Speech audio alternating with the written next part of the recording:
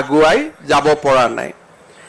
আজি আমাৰ বাবে এটা আনন্দৰ দিন যে অসম চৰকাৰে ভাৰত চৰকাৰৰ 90-10 সাহায্যৰে মোবাইল ভেটেনাৰী ইউনিট আজি আমি অসমৰ ৰাইজৰ বাবে মুকলি কৰি দিছোঁ।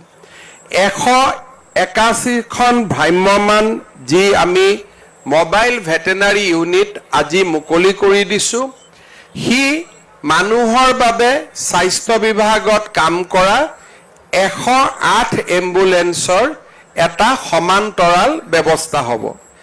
প্ৰতিখন মোবাইল ভেটেনাৰী ইউনিটত এজনকৈ পশু চিকিৎসক, এজনকৈ VFA আৰু অন্যান্য সাবঅৰ্ডিনেট ষ্টাফৰ জৰিয়তে আমি এই মোবাইল মেডিকেল ইউনিটসমূহ আমি ৰূপায়ণ কৰিবলৈ সক্ষম হ'ম। এই মোবাইল মেডিকেল ইউনিটসমূহ যদি সঁচাকৈয়ে আমি খুব সুন্দৰ কৰি কাৰ্যত আমি ব্যৱহাৰ কৰিব পাৰোঁ, তেতিয়াহ'লে কৃষকসকলে নিজৰ দুৱাৰ মুখতে এজন পশু চিকিৎসক আৰু এজন পেৰা ভেটেনাৰিয়ানৰ সহায় লাভ কৰিব পাৰিব।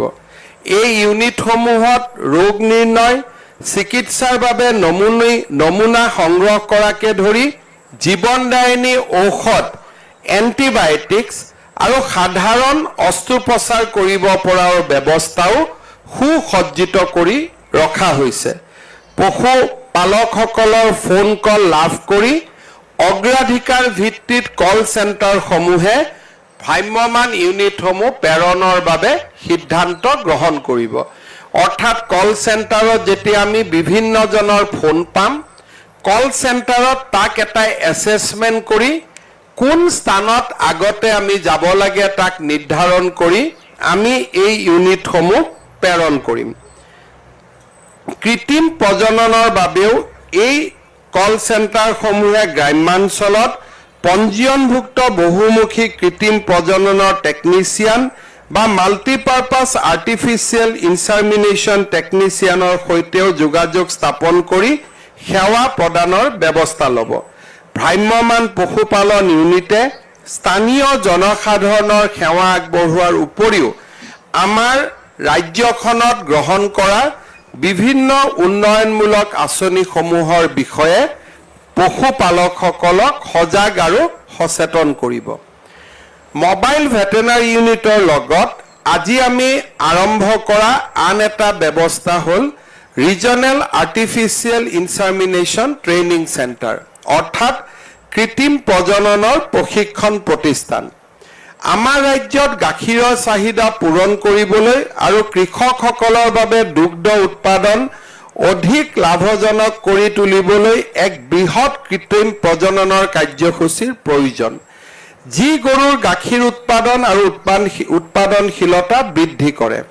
ৰাজ্যত চেউৰীৰ সংখ্যা বৃদ্ধি কৰাৰ লক্ষ্যৰে 2022-23 বৰ্ষত ৰাজ্যৰ SOPD পুঁজিৰ পৰা আমাৰ চৰকাৰে 1.16 লাখ চেক চৰ্টেড চিমেণ্ট আমি ক্ৰয় কৰিছোঁ, যাতে ইয়াৰ জৰিয়তে গোপালকসকলে গাই গৰুৰ সংখ্যা বৃদ্ধি কৰিব পাৰে। আমি সকলোৱে জানো যে এটা যেতিয়া গৰুৰ প্ৰজনন হয়, সেই গৰুৰ যিটো নেক্সট জেনেৰেশ্যন সি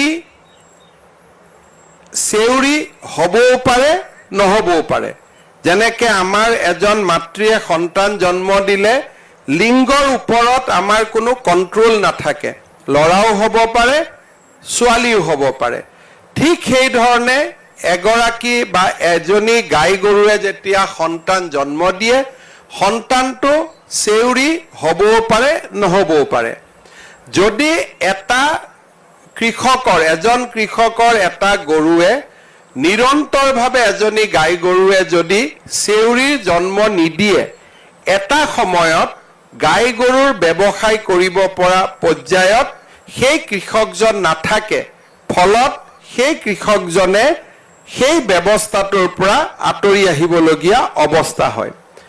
ভাৰতবৰ্ষত চেক চৰ্টেড চিমেণ্ট, অৰ্থাৎ যি চিমেণ্ট আমি কৃত্ৰিম প্ৰজননৰ জৰিয়তে আৰ্টিফিচিয়েল ইনচামিনেশ্যনৰ জৰিয়তে যদি আমি গাই গৰুক প্ৰদান কৰোঁ তেতিয়াহ'লে নিশ্চিতভাৱে সেইগৰাকী গাই গৰুৰ নেক্সট জেনেৰেশ্যনটো চেউৰী বা গাই গৰুৱেই হ'ব। এইটো এটা যদিও মানুহৰ ক্ষেত্ৰত এতিয়ালৈকে আমি লৰাই হ'ব বা ছোৱালীয়ে হ'ব বুলি আমি ক'ব পৰা অৱস্থাত নাই, কিন্তু গাই গৰুৰ ক্ষেত্ৰত বৈজ্ঞানিকসকলে এই সফলতা আহৰণ কৰিছে যে এটা গাই গৰুৰ সন্তান গাই গৰুৱে হ'ব। এই ধৰণৰ বৈজ্ঞানিক সফলতা আমাৰ বিজ্ঞানীসকলে লাভ কৰিছে। এই যদি আমি অসমত চেক চৰ্টেড চিমেণ্ট আমি জনপ্ৰিয় কৰি তুলিব পাৰোঁ তেতিয়াহ'লে 4 বছৰৰ ভিতৰত বৰ্তমান আমি যি চিমেণ্ট আমি কিনিছোঁ তাৰ জৰিয়তে 1,28,000 উচ্চ অনুবংশীয় যোগ্যতা সম্পন্ন চেউৰী আমি প্ৰজনন কৰাব পাৰিম। অকল চেউৰীয়ে নহয়, চেউৰী এনেকুৱা চেউৰী যোনে জেনেৰেল বা মাকতকৈও বেছিকৈ গাখীৰ দিব পৰা শক্তি তেওঁলোকৰ থাকিব, কাৰণ কৃত্ৰিম প্ৰজননৰ জৰিয়তে আমি গাই গৰুক সদায় উচ্চ অনুবংশীয় কৰাৰ বাবে প্ৰচেষ্টা কৰোঁ। 31 কোটি টকা ব্যয়েৰে ৰূপায়ণ কৰা এই পদক্ষেপৰ জৰিয়তে 7 বছৰৰ ভিতৰত প্ৰতিটো প্ৰাপ্তবয়স্ক গৰুৰ বিপৰীতে 30,000 টকাকৈ প্ৰায় 384 কোটি টকাৰ গৰু ৰাজ্যৰ পশুপালকসকলে লাভ কৰিব। ৰাজ্যত এই প্ৰযুক্তি প্ৰৱৰ্তনেৰে 75,000 পশুপালকক উপকৃত কৰাৰ বাবে প্ৰচেষ্টা কৰা হৈছে। বৰ্তমান ৰাজ্যত 625 গৰাকী আৰ্টিফিচিয়েল ইনসামিনেশ্যন টেকনিচিয়ান আছে, যাক আমি প্ৰশিক্ষণ দিবৰ বাবে আজিৰ এই প্ৰশিক্ষণ অনুষ্ঠান আমি আৰম্ভ কৰিছোঁ। উত্তৰ পূৰ্বৰ ৰাজ্যসমূহতো এই ক্ষেত্ৰত তেখেতসকলেও লাহে লাহে চেক চৰ্টেড চিমেণ্টত যোৱাৰ সময়ত তেওঁলোককো মানৱ সম্পদৰ প্ৰয়োজন হ'ব, আৰু সেইবাবে আমি 8,86 লাখ টকাৰে এই প্ৰশিক্ষণ শিবিৰ আমি নিৰ্মাণ কৰিছোঁ। আসাম লাইভষ্টক ডেভেলপমেণ্ট এজেন্সিৰ সহযোগত প্ৰাৰম্ভিক 5 বছৰৰ বাবে নেশ্যনেল ডায়েৰী ডেভেলপমেণ্টৰ বোৰ্ডৰ দ্বাৰা এই প্ৰতিষ্ঠান পৰিচালিত হ'ব। পৰৱৰ্তী সময়ত আসাম লাইভষ্টক ডেভেলপমেণ্ট এজেন্সিলৈ এই প্ৰতিষ্ঠানটো ঘূৰাই দিয়া হ'ব। প্ৰতি বছৰে প্ৰায় 7টা গোটত 60 জন প্ৰশিক্ষাৰ্থীয়ে ইয়াত প্ৰশিক্ষণ লাভ কৰিব পাৰিব। অৰ্থাৎ প্ৰতি বছৰে আমি 400 জন টেকনিচিয়ানক চেক চৰ্টেড চিমেণ্ট দিব পৰাকৈ আমি সাজু কৰি তুলিব পাৰিম। আজিৰ এই অনুষ্ঠানতে আমি অসম পশুধন আৰু হাঁহ কুকুৰা নিগমৰ চৌহদত নিৰ্মাণ কৰা বহুমুখী শীতল ভঁৰালো জনসাধাৰণৰ বাবে আমি উৎসৰ্গা কৰিছোঁ। 1000 মেট্ৰিক টন সম্পন্ন এই শীতল ভঁৰাল 582.50 লাখ টকাৰে নিৰ্মাণ কৰা হৈছে। এই শীতল ভঁৰালত মাংসজাতীয় সামগ্ৰী, ফল মূল, শাক পাচলি আদি ৰাখিব পাৰিব, আৰু ব্যৱসায়ীসকলে কোল্ড চেইনৰ যিটো সুবিধা সেই সুবিধা লাভ কৰিব পাৰিব। আমি সকলোৱে জানো যে গাখীৰ, মাংস, মাছ, কণী আদি প্ৰায় খুব সোনকালে ক্ষতিৰ সন্মুখীন হয়। ফল মূল আৰু শাক পাচলিও 35-ৰ পৰা 40% পৰ্যন্ত ক্ষতিগ্ৰস্ত হয় টেম্পাৰেচাৰৰ কাৰণে। এই শীতল ভঁৰালে ব্যৱসায়ীসকলক তেওঁলোকৰ সামগ্ৰী ক্ষতি হোৱাৰ পৰা ৰক্ষা কৰিব। এই কোল্ড চেইনটো আমি পাব্লিক প্ৰাইভেট মডিউলত আমি ৰূপায়ণ কৰিম। শ্ৰদ্ধাৰ সুধীবৃন্দ, আমি সকলোৱে জানো যে আজি আমাৰ অসমত দৈনিক আমি 1 লাখ লিটাৰ গাখীৰ উৎপাদন কৰোঁ। তাৰ পৰিৱৰ্তে কৰ্ণাটকে প্ৰায় 80 লাখ লিটাৰ গাখীৰ প্ৰতিদিনে উৎপত্তি কৰে, আৰু গুজৰাটে প্ৰায় 2 কোটি লিটাৰ গাখীৰ প্ৰতিদিনে উৎপাদন কৰে। আজি যেতিয়া মই কওঁ যে অসম ভাৰতৰ 5খন ৰাজ্যৰ ভিতৰত হ'ব লাগিব, 1 লাখৰ পৰা 2 কোটিলৈ যাব লাগিলে মোক কিমান শতাংশ প্ৰতি বছৰে আগবাঢ়িব লাগিব আপোনালোকে এটা সাধাৰণভাৱে চিন্তা কৰিব পাৰে। কিন্তু 2 কোটি লিটাৰ গাখীৰ উৎপাদন কৰাৰ পিছতো গাখীৰৰ ভেলু এডেড প্ৰডাক্ট বনাই আজি গুজৰাটৰ আমুলে বিশ্বৰ বজাৰ সম্পূৰ্ণভাৱে জয় কৰিবলৈ সক্ষম হৈছে। আজি গুজৰাটৰ আমুল স্বনিৰ্ভৰশীলতাৰ এক প্ৰতীক হৈ পৰিছে। আমি যদি চাব যাওঁ গুজৰাট আৰু কৰ্ণাটকক যদি বাদ দিওঁ তেতিয়াহ'লে ভাৰতৰ আন 20খন ৰাজ্যত এভাৰেজ 30 লাখ লিটাৰ গাখীৰ প্ৰতিদিনে উৎপাদন কৰে। যদি মই অকণমান সময়ৰ বাবে গুজৰাট আৰু কৰ্ণাটকক আউটলেয়াৰ বুলি কওঁ যে তেওঁলোক বহুত আগবাঢ়ি গ'ল, এতিয়া আমি আৰু আগবাঢ়িব তেওঁলোকক কেটচ কৰিব নোৱাৰো, তেতিয়াহ'লে আন ৰাজ্যবিলাককো আমি যদি কেটচ কৰিব লাগে আমি অন্তত বছৰি 40 লাখ লিটাৰ গাখীৰ উৎপাদন কৰিব লাগিব। গাখীৰ আমি নিজৰ ঘৰত উৎপাদন কৰোঁ। গাখীৰে পৰিয়ালটোক তৎকালীনভাৱে স্বাৱলম্বী কৰে আৰু গাখীৰে পৰিয়ালটোৰ মহিলাসকলকো স্বনিৰ্ভৰশীল কৰি গঢ়ি তোলাত শক্তিশালী ব্যৱস্থা ল'ব পাৰে।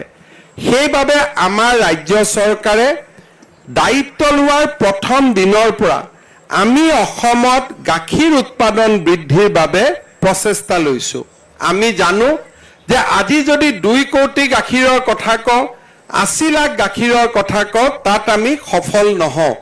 কাৰণ গুজৰাটৰ গিৰ গাইৰ তুলনাত আমাৰ অসমৰ যি থলুৱা গাই আছে তেওঁলোকে দিয়া গাখীৰৰ পৰিমাণ বহুখিনি কম।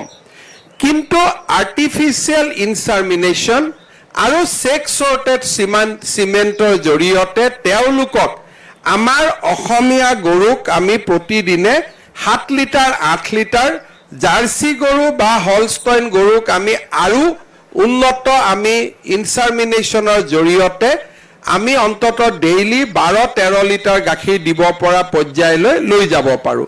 সেইবাবে আমি NDDBৰ লগত এখন চুক্তি কৰিছোঁ। 1.75 লাখ দুগ্ধ পালকক উৎপাদিত তেওঁলোকক সহায় কৰাৰ বাবে। ইতিমধ্যে আমুল, ইমুল, West Assam Milk Producers Union আদি কোঅপাৰেটিভবিলাকক আমি শক্তিশালী কৰি তুলিছোঁ আৰু অসমৰ বিভিন্ন জাগাত আপাৰ্ট আৰু ৰাজ্য চৰকাৰ আৰু নাবাৰ্ডৰ অৰ্থ সাহায্যৰে আমি মিল্ক প্ৰচেছিং ইউনিটসমূহ স্থাপন কৰাৰ ক্ষেত্ৰত আমি আগবাঢ়িছোঁ।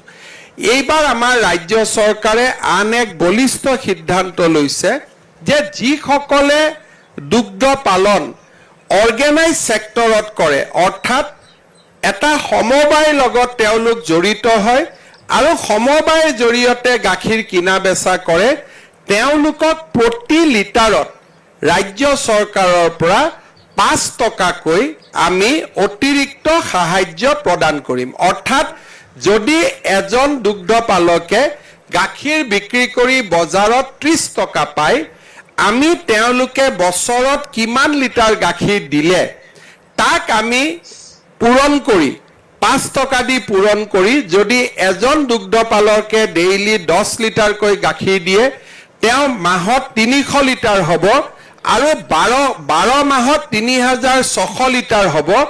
3600 ইনটু 5 টকা যিমান হয় আমি তেওঁলোকক লগে লগে তেওঁলোকৰ বেংক একাউণ্টত আমি ট্ৰান্সফাৰ কৰিম। কিন্তু এই 5 টকাটো চৰকাৰে দিয়া উদ্দেশ্য এইটো নহয় যে সমবায়সকলে তেওঁলোকক 5 টকা কমাই দিব। সমবায়ৰ বেলেন্স শ্বীটৰ কাৰণে আমি এই টকাটো নিদিওঁ। এই টকাটো আমি দুগ্ধ পালকসকলৰ বেংক একাউণ্টত পোনে পোনে আমি ডিবিটি কৰাৰ বাবে আমি সিদ্ধান্ত লৈছোঁ, যাতে ডাইৰেক্টলি তেওঁলোকৰ বেংক একাউণ্টত গৈ এই টকা পাব পাৰে। আজি আমাৰ অসমত দুগ্ধ পালনৰ ওপৰত এনে ব্যৱস্থা আগতে কেতিয়াও আমি চিন্তা কৰা নাছিলোঁ আৰু প্ৰয়োজন হ'লে মই মনত এইটোও ভাবি থৈছোঁ যে যদি ৰাইজে আঁচনিখনক আদৰি লয় 5 টকাৰ জেগাত সময়ত আমি প্ৰতি লিটাৰত 8 টকালৈও আমি সাবসিডি দিবলৈ আমি ব্যৱস্থা গ্ৰহণ কৰিম। কাৰণ অসমক মানুহক স্বাৱলম্বী কৰিবৰ বাবে আমি ধৰ্ণা, পিকেটিং, ফেচবুক, ছ'চিয়েল মিডিয়া দি নোৱাৰোঁ। আমি মাত্ৰ মানুহক স্বাৱলম্বী কৰি ধান উৎপাদক, সৰিয়হ উৎপাদক, ডাবল ক্ৰপিং, ট্ৰিপল ক্ৰপিং, আমি পশুপালন, পশুধন, মৌ পালন আদি লগতে বৃহৎ আৰু মজলীয়া উদ্যোগৰ জৰিয়তেহে আমি অসমক ভাৰতৰ সৰ্বশ্ৰেষ্ঠ ৰাজ্য হিচাপে নিৰ্মাণ কৰিব পাৰিম।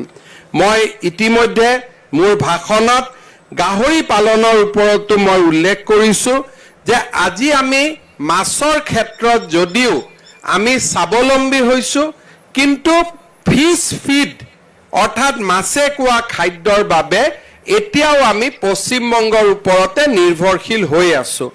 গাহৰি দুদিন আগতে সোয়াইন ফ্লুৰ